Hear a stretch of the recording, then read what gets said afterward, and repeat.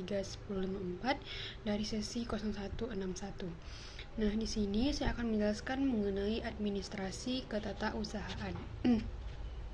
Nah, yang pertama itu administrasi persuratan dan kearsipan atau kesekretariatan. Adapun pengertian administrasi dalam artian luas adalah organisasi dan manajemen. Dalam arti sempit dimaksudkan sebagai pengurusan atau tata usaha yang bisa meliputi tata persuratan, arsip, pencatatan, pelaksanaan kurikulum, kesiswaan, perlengkapan maupun keuangan dalam suatu organisasi.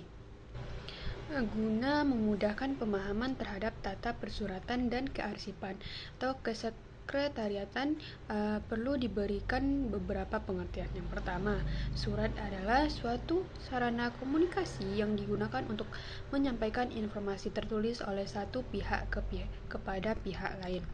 Kedua, surat dinas adalah surat yang berisi hal penting berkenaan dengan administrasi pemerintahan dan pembangunan yang dibuat oleh lembaga pemerintahan. Yang ketiga itu ada nota dinas adalah surat yang dibuat oleh atasan kepada bawahan atau oleh bawahan kepada atasan atau antar karyawan setingkat yang berisi catatan singkat tentang suatu pokok persoalan kedinasan. Selanjutnya ada memo adalah catatan singkat yang diketik atau ditulis tangan oleh atasan kepada bawahan tentang pokok persoalan kedinasan. Yang kelima itu ada surat pengantar adalah surat yang ditunjukkan kepada seseorang atau pejabat yang berisi penjelasan singkat tentang surat, dokumen, dan barang atau bahan bahan lain yang dikirimkan. Yang keenam itu ada surat kawat atau telegram, adalah surat singkat dengan menggunakan kata-kata biasa atau kata-kata sandi mengenai suatu hal yang perlu cepat diselesaikan dan disampaikan melalui telegram. Saat ini telegram jarang digunakan sebagai penggantinya digunakan email. Yang ketujuh itu ada surat keputusan. Nah, surat keputusan ini merupakan surat yang berisi keputusan tentang suatu hal yang ditetapkan oleh pejabat yang berwenang untuk itu. Yang kedelapan itu ada surat edaran, merupakan surat yang berisi penjelasan atau petunjuk tentang cara pelaksanaan suatu peraturan perundang-undangan. Yang kesembilan, surat undangan merupakan surat pemberitahuan kepada seseorang untuk menghadiri suatu acara pada waktu dan tempat yang telah ditentukan. Yang ke-10 itu ada surat tugas, surat yang berisi penugasan dari pejabat yang berwenang kepada seseorang untuk melaksanakan suatu kegiatan. Yang ke-11 itu ada surat kuasa, surat yang berisi kewenangan penerima kuasa untuk bertindak atau melakukan suatu kegiatan atas nama pemberi kuasa. Yang ke-12 itu surat pengumuman, surat yang berisi pemberitahuan mengenai suatu hal yang ditunjukkan kepada para pegawai atau masyarakat umum. Ke-13 itu ada surat pernyataan, ialah surat yang menyatakan kebenaran suatu hal disertai pertanggungjawaban atau pernyataan tersebut. Ke-14 itu ada surat keterangan, ialah surat yang berisi keterangan mengenai suatu hal agar tidak menimbulkan keraguan. Yang ke-15 itu ada berita acara, yaitu surat yang berisi laporan tentang suatu kejadian atau peristiwa mengenai waktu kejadian, tempat kejadian, keterangan, dan petunjuk lain sehubungan dengan kejadian atau peristiwa tersebut. Yang ke-16 itu ada penerimaan surat atau pengirim surat, ialah petugas yang menerima surat masuk atau mengirim surat keluar. Selanjutnya itu ada pengarang surat, ialah pimpinan satuan kerja yang menangani surat menyurat dan kearsipan atau petugas yang ditunjuk untuk mengarahkan surat sesuai dengan masalahnya. Selanjutnya itu ada pengelola surat, ialah petugas yang mengelola atau menyelesaikan isi surat. Dan yang terakhir itu adalah penata arsip, ialah petugas yang melaksanakan penataan arsip. Materi B yaitu menyusun atau membuat surat korespondensi, di mana fungsi surat adalah sebagai yang pertama itu wakil dari pengirim atau penulis, yang kedua bahan pembuktian, yang ketiga pedoman dalam mengambil tindakan lebih lanjut, yang keempat alat pengukur kegiatan organisasi, dan yang kelima itu sarana memperpendek jarak serta menyingkat waktu. Dimanapun ada syarat-syarat surat dinas yang baik. Yang pertama objektif, yang kedua sistematika, yang ketiga singkat, yang keempat jelas, yang kelima sopan, fisik menarik atau kualitas kertas, bentuk surat, ketikan, dan sebagainya sesuai dengan petunjuk dari kabupaten atau kota. Selanjutnya itu ada bahasa surat. Yang pertama itu menggunakan kata yang minim dan dimengerti, artinya oleh penulis surat. Penulis yakin bahwa bahasa yang digunakan juga dimengerti oleh penerima surat. Selanjutnya menggunakan bahasa Indonesia baku, itu yang baik dan benar. Yang keempat itu kata yang dipergunakan. Yang pertama itu ada sederhana, umum, bahasa Indonesia, sedapat mungkin menghindari kata-kata dari bahasa asing. Selanjutnya ada bagian surat, di mana bagian surat ini yang pertama ada kepala surat, tanggal surat, nomor surat, perihal, alamat, salam pembuka, isi surat, salam penutup, nama jabatan pengirim surat, tempat tanda tangan atau stempel, dan yang terus nama pengirim surat, dan terakhir itu ada tembusan. Selanjutnya itu mengenai kesekretariatan. Sekretariat ialah bagian organisasi yang menangani pekerjaan yang bersifat penunjang. Sekretariat ialah satuan organisasi yang melaksanakan rangkaian kegiatan penataan terhadap pekerjaan perkantoran dan bantuan lainnya yang dilaksanakan sebagai kegiatan penunjang supaya tujuan organisasi dapat dicapai dengan lebih lancar. Kesekretariatan segala kegiatan yang dilakukan oleh sekretariat menyatakan kegiatan dan tata kerja.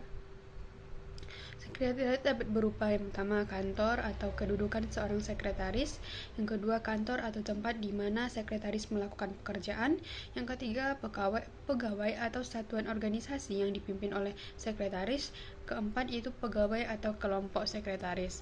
Nah, administrasi kesekretariatan ialah kegiatan yang berhubungan dengan pengelolaan sumber daya, baik fisik maupun non-fisik, untuk memfasilitasi berbagai jenis layanan dalam memperlancar kegiatan operasional atau kegiatan unit organisasi. Ini digunakan mencapai visi dan misi secara efektif di mana unsur akuntabilitas dapat terpenuhi.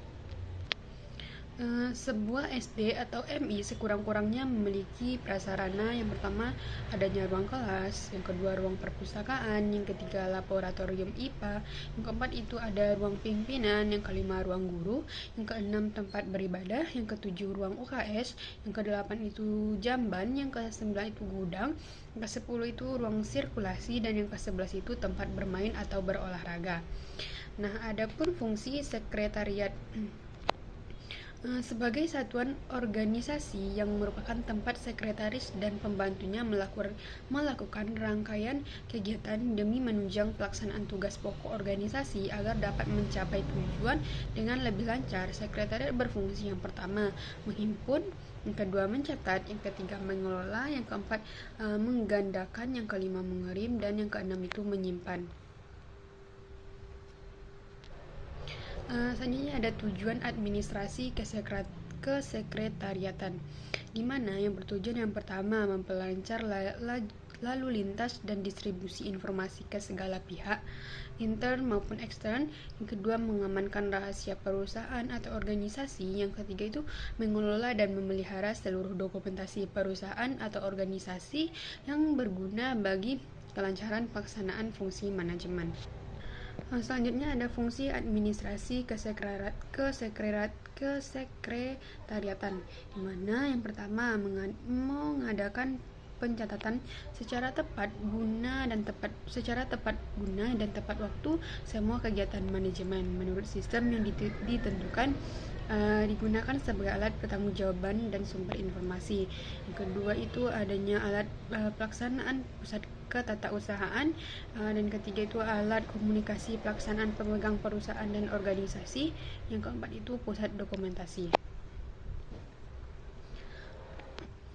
Selanjutnya itu ruang lingkup kegiatan sekretariat dan administrasi kesekretariatan, dimana itu yang pertama penyelenggaraan pembinaan ketatausahaan khususnya yang berhubungan dengan pekerjaan surat menyurat yang meliputi pembuatan, penerimaan, pengelolaan, pendistribusian, dan penyimpanan. Yang kedua menyelenggarakan tata hubungan intern dan ekstern, itu hubungan masyarakat. yaitu hubungan masyarakat. Yang ketiga, menyelenggarakan kepanitiaan rapat. Yang keempat, penyelenggaraan kegiatan yang bersifat rahasia. Yang kelima, menyelenggarakan pengaturan penerimaan tamu atau kunjungan. Yang keenam, menyelenggarakan tugas bantuan lain yang menunjang pelaksanaan tugas pokok dan menyediakan fasilitas terutama untuk mengkoordinasikan pelaksanaan tugas pokok organisasi. Untuk melaksanakan kegiatan administrasi kesekretariatan secara efektif dan efisien perlu menerapkan fungsi manajemen. Yang pertama itu ada perencanaan, yang dimana adanya administrasi perkantoran, tata naskah dalam kearsipan, administrasi kepegawaian, administrasi keuangan, dan administrasi material dan kehumasan. Selanjutnya ada pengkoordinasian, yang ketiga itu penggerakan, yang keempat itu ada pengawasan, yang kelima itu ada pelaporan.